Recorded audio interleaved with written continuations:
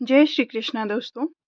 आज हम शुरू कर रहे हैं श्रीमद् भगवत गीता का दिव्य पाठ और इस यात्रा की शुरुआत होती है अध्याय 1 से, जिसे कहा जाता है अर्जुन विषाद योग।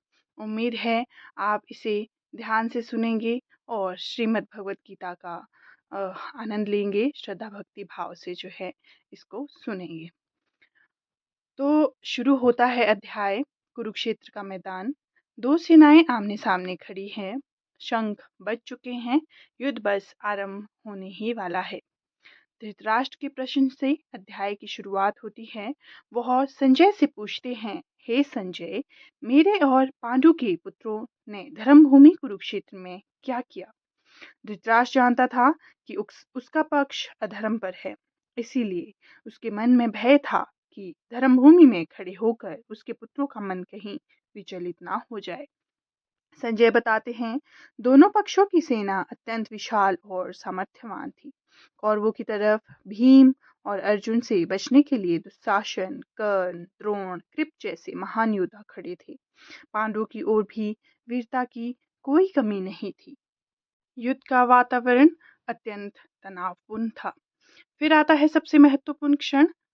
अर्जुन कहते हैं, हे माधव, मेरा रथ दोनों सेनाओं के बीच ले चलिए ताकि मैं देख सकूं कि किससे मुझे युद्ध करना है।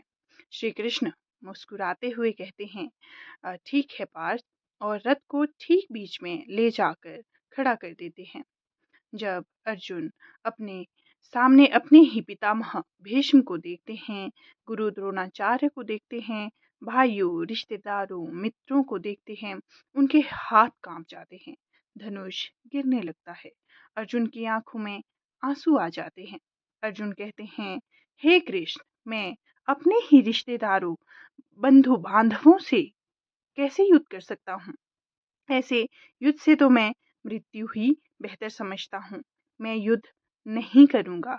अर्जुन मानसिक रूप से टूट जाते हैं और उनका मन मोह, करुणा और भ्रम से भर जाता है। यहीं से समस्या शुरू होती है और यहीं गीता का ज्ञान आरंभ होता है। और यहीं पे अध्याय 1 जो है समाप्त होता है। अध्याय 1 का मुख्य संदेश हमें ये मिलता है, जब मन दुख, भ्रम और मोह में फंस जाए तो सही निर्णय नहीं ले पाता। जीवन में आध्यात्मिक मार्गदर्शन होना आवश्यक है। हर बड़ी समस्या से पहले अक्सर मनुष्य के भीतर विषाद यानी दुख और उलझन पैदा होती है। अर्जुन का विषाद ही गीता के दिव्य ज्ञान का द्वार खोलता है।